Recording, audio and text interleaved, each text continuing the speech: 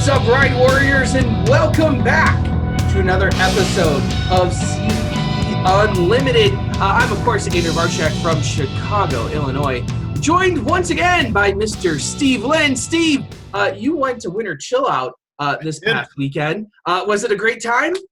It was good to get to Cedar Point. The fact that they have kept Winter Chill Out basically the same as the last year, where it's a self-guided tour, is cool. You get to wander around the whole park. But all of the stations, I've been going to Winter Chill Out from the first time they ever had it. And the more I go, the less interested I am with what I see. It's more of just a reason for me to get to the park when it's closed and I'm going through roller coaster withdrawals and just being in an atmosphere where there's an amusement park. But I went with my girlfriend, her younger sister, and we took her dad with us. This was his first time. They're all Cedar Point fans. This was his first time going, so he enjoyed it a lot because he got to see a lot of cool things that he didn't know about. And but for me personally, it was just, I was just kind of wandering through the park, enjoying just being there and looking at some closed rides that I wish I could be riding. It seemed like everyone's highlight this year was being able to walk through the Maverick launch tunnel.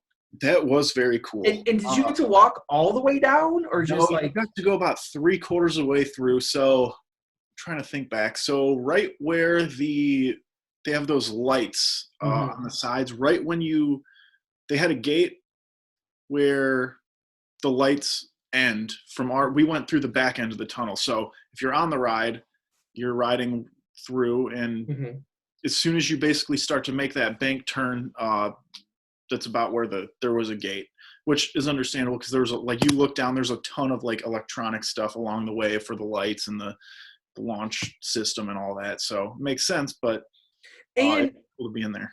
And it's hard because I've always had this perspective because you never get real close to it. How high is that track off the ground? Were you eye level with it? Was the track above your head? Oh, it was above my head.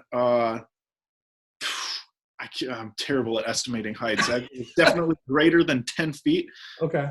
Pull up a quick picture on my phone probably, and you can't even tell from the picture. I'll zoom in. No one's going to be able to see really well, but it's kind of a good.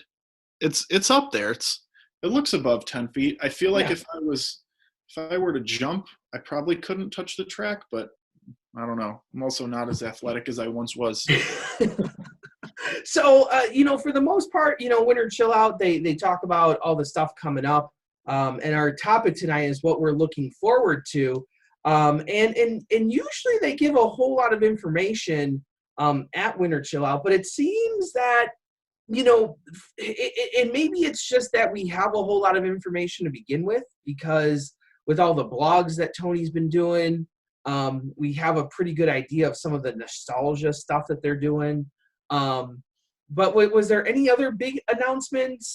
Something about Luminosity stage, or? So, even that's it's not even that big of an announcement. But basically, the Luminosity stage is going to be wider, but it's not going to be as far into the midway.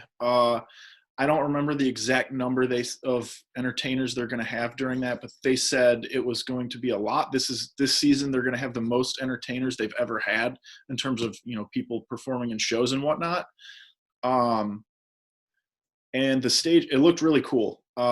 It was very 150th anniversary. I don't remember exactly, but I want to say there was a lot of navy blue, and there was definitely gold and sparkles and stuff to celebrate the event and whatnot. But yeah, I'm not that big into shows, so I really wasn't paying attention too much into that aspect of it. As far as them not sharing a ton of stuff about this upcoming season, I think it's mainly because they've shared it all and there's not much more they can share. They did say that there's going to be more stuff to be shared throughout going into the opening day and throughout the season and whatnot, but nothing in terms of anything major. It's probably going to be a lot of little things that just add to stuff going on for the 150th. And I get the feeling that a lot of the stuff isn't going to be applicable to maybe non-Cedar Point fanboys, that there's going to be it's still a park. It's still great Right. rides. But for the most part, it seems to me that I think the really hardcore Cedar Point fans are gonna enjoy some of these nuances more than everyone else Yeah. ever will. There's a lot of. Um, There was one stop on the tour. It was for like a self-guided tour through Cedar Point's history. mhm. Um, I guess it's through a phone app, and it'll kind of guide you almost like a GPS throughout the park to different stations that'll tell you about the history of the park. And I mean, for me, if it's really busy one day, I'm probably going to do it. But even Yeah. someone like me who really likes Cedar Point, I'm not that interested in something like that. Other people may be, but me personally, I'm And not. it's like if you're only going to the park for one day, that's something that you might do if you have some downtime or something. Mhm. You might not do the whole thing depending on how long it's going to take you to complete. But someone that goes a lot to the park and doesn't feel the need to jump on roller coasters every 3 minutes might be interested in something like that. Like something I that feel like really, I feel like that might be something they might be trying to go towards with the 150th, because like obviously there's a lot of general public that goes probably on any given day. There's more people of the general public there than season pass holders, but at the same time it's the season pass holders who keep coming back, and year after year. I mean, I've had a season pass since every year other than the year that I worked there, since I want to say 2005. So it's been 15 years for me that I've had it. And I mean, there's people who have had a season pass probably for as long as they've been alive. So yeah, seriously. And I think the one thing that I'm looking, well, obviously the big thing that they're doing is the Snake River excursion. Is that the name of it? expedition, Snake River, I Expedition? think that's what it Excursion? was called. It's paddle wheel excursion, so it's probably Snake River Expedition. Yeah. And you said that they gave a little information on that, not a whole lot.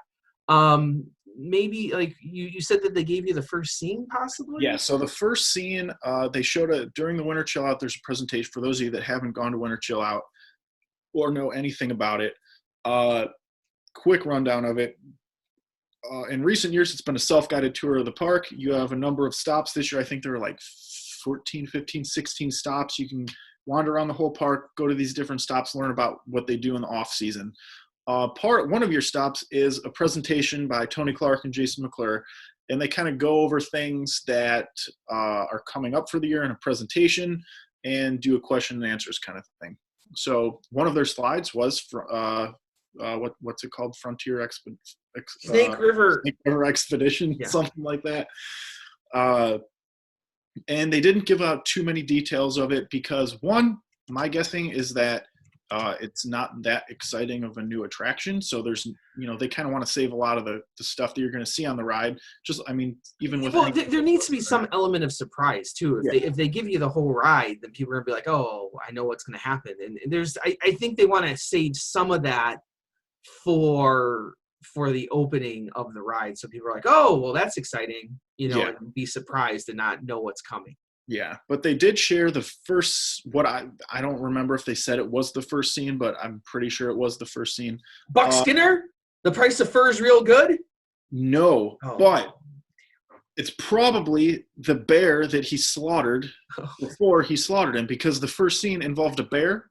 His name was Papa Bear. He was hanging up his laundry outside some shack and fishing. So that was the first scene. Interesting that they're calling him Papa Bear, like the Bernstein. I don't Bears remember back in the day. if he was an animatronic or not, but yeah, that's pretty much all they shared with us about that. In regards to what you're going to experience on the ride in terms of like the scenes and stuff, they did say that it is a man-powered boat. It's not on any type of track. Oh. The bridge, so for those that have gone on Forbidden Frontier, you crossed a bridge that was in line with the general park path. They took that out, and if you remember, there was a very rusty looking other bridge that went over the river. They're turning that into the new entrance to Forbidden Frontier, so you'll go under that. Yes. So okay, because this was the one thing that I could never wrap my brain around, is how are they going to get. I couldn't figure out if it was going to be a full circuit like Paddle Wheel used to be, and you go around the whole lagoon. if you'd go up to the bridge and then turn around and do something else. So it sounds like it is going to be a full circuit then and go around the whole lagoon. That's what I'm thinking. That's actually really surprising to me. I wasn't expecting that. And that means that they're going to spend a pretty, man, how are they going to get people over that bridge? Because that was like an access bridge. Yeah, they said it was an access bridge more for the employees who were working, at the time, I guess, is Yeah, Shoot the Rapids. yeah. I So mean, that's everything has to be ADA compliant now, so they're going to have to put 2 elevators there, make sure that, wheelchairs and whatnot can make it across that bridge, which, I mean, none of us have ever been up there, so I don't know how. Yeah, that's going to be interesting. Plus, you have to imagine you're going to have quite a bit of traffic. Also, buggies because it's a family area. So I almost want to say you might want to just start over and try to fix the bridge. Like, knock it down, build a new bridge, Man, that's kind of cool, though. I was not expecting that whatsoever. So that's kind of exciting.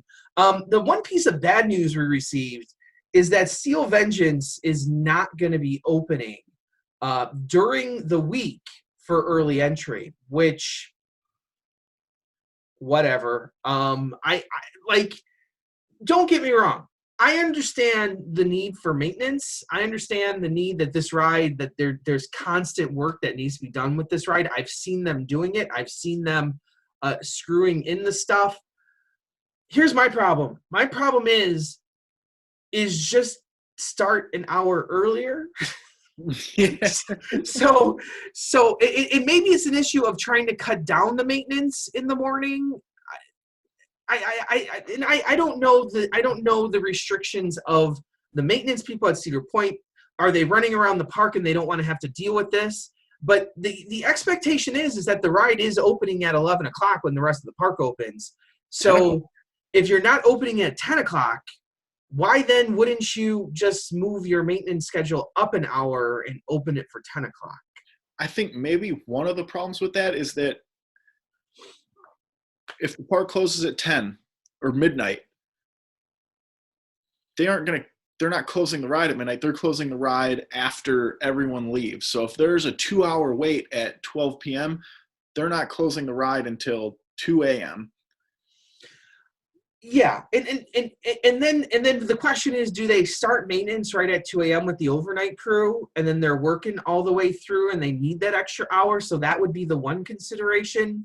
Are they not starting at 2? Are they starting at 5? Are they starting at 4?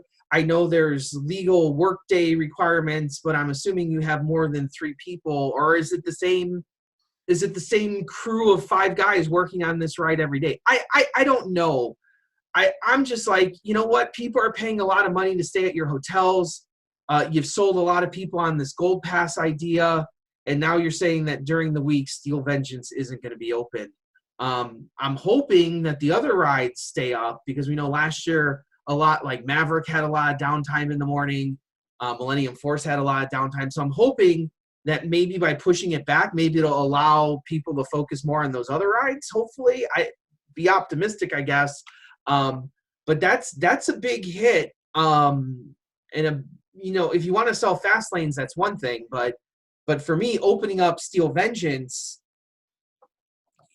you're just going to have people lining up for Steel Vengeance at 10 o'clock.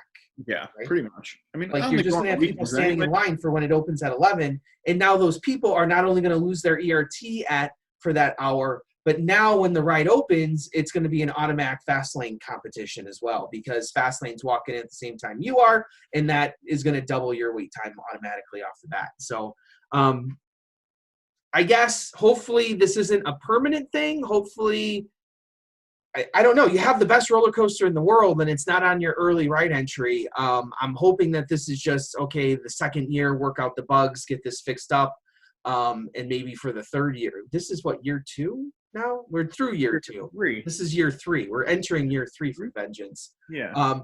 So I don't know. But if this turns into an every year thing, I think you're going to upset a whole lot of people who are spending a lot of money at your newly renovated hotels. When they don't get to ride the best ride in the park when they walk in. Well, you said best ride in the world. And side note, I'm in last of Thrilling 32, so don't take my word for it. But Andy said it's the best ride in the world. So those of you who are doing Thrilling 32, you may want to. You might want to pencil that in real quick. The championship coming up here. I think I'm in dead last place, but that's okay. You're not in dead last. You're down there though. You did not have a respectable showing this year in the brackets. So things we're looking forward to. Obviously the Snake River Expedition because it's new. See what's there. The one thing that has really caught my attention, and I thought it might, and it has, is this pin trading concept. And I'm trying my hardest right now not to want to get all the pins because I know I'm going to miss out on some pins. I know there's going to be exclusive pins here and there, and I don't want to have to go to eBay to buy this stuff. So for my own pocketbook, but they sound pretty economical, like $1.25 each, and then 6 for $5 or something. There's some sort of deal there. They gave us one or I guess it's a button. The one I got. It's like one of these things, right? Like I got one for going to Winterchill. It says I froze my fanny pack off. So that's one that you already don't have. And I don't want it. So, but like the designs are really retro. Like I saw they were selling a few. They had the corkscrew one. I just bought the old school Gemini one off of eBay. That looks a lot like the corkscrew one. So I wonder if they're just going to start bringing back all these buttons that they've made in the past. The ride crews have always had some pretty cool buttons that have been made for purchase. Some years not. I know the last few years they haven't been. Like there's the Raptor anniversary pin that the ride crew got last year. That would be awesome if they made so that I could get one.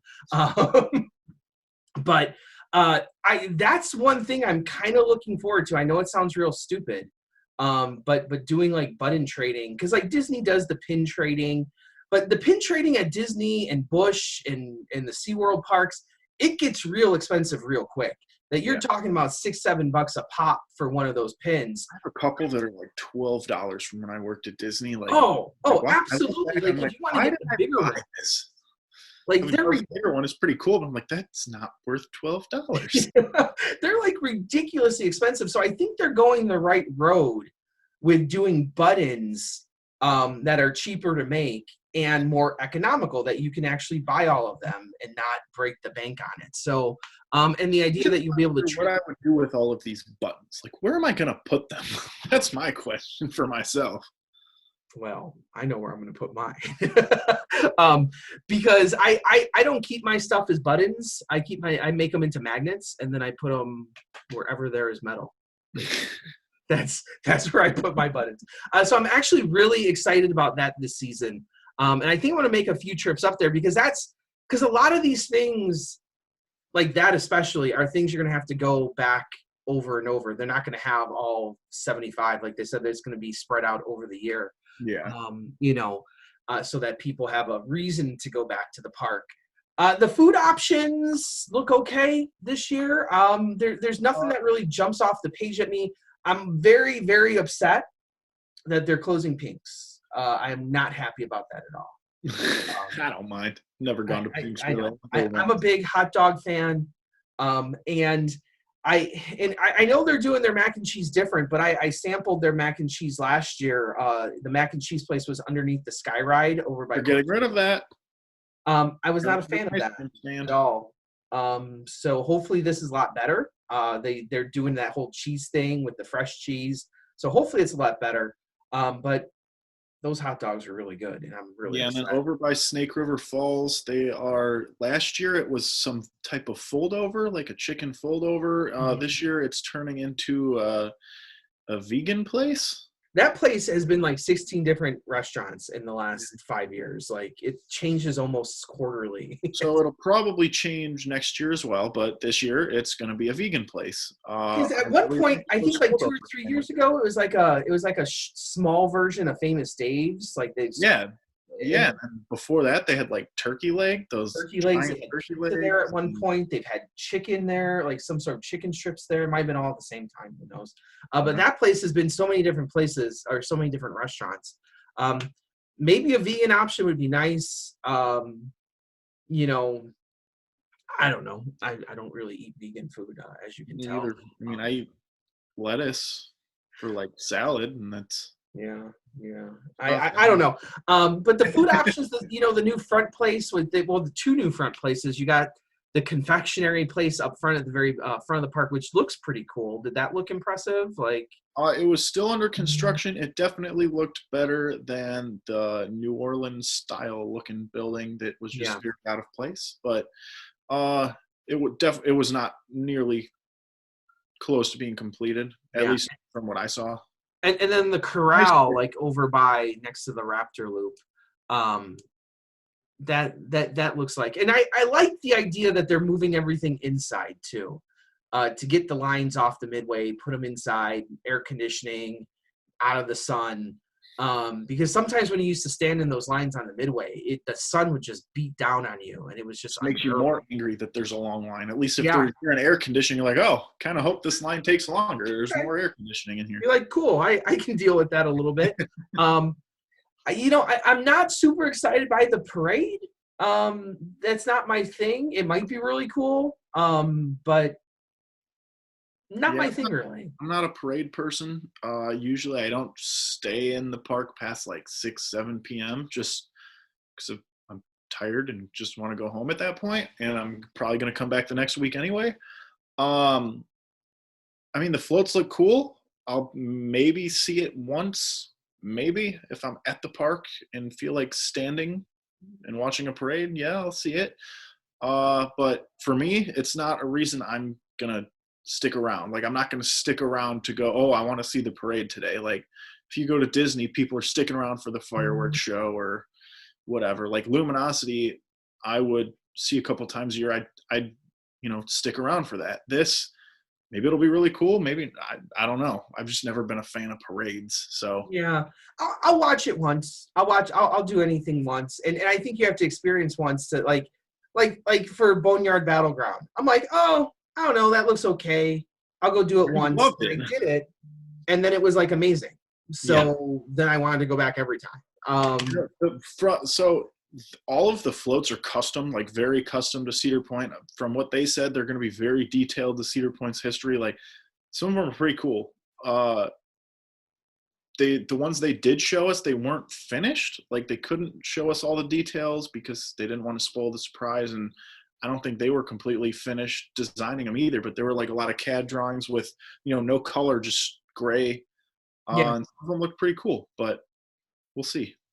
Well, I'm kind of excited. I'm getting a little more excited about this. But I think, do you have anything you're really looking forward to, or just hanging out at the park, right? Riding the best rides in the Kind world of at the great best back, park in the world. I'm looking forward to the Frontier Festival again, but I Oh, mean, nothing really new about that. But and I also thought for sure we would get an idea of what Coaster Mania was going to be, because last year at the end of Coaster Mania, Tony Clark said that they're scrapping it. It's going to be something completely new for 2020.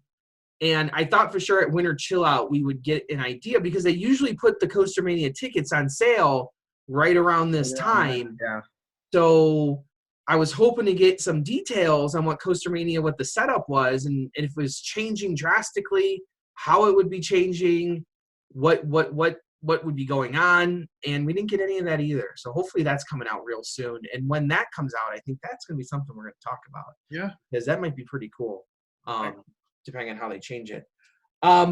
But if you have any ideas for us, you want us to talk about something, we're looking for some topic ideas. If you want us to talk Cedar about, Point's not giving us much this year. I know last year we had all this stuff going on. We had these rumors flying around. We had lots of cool discussions.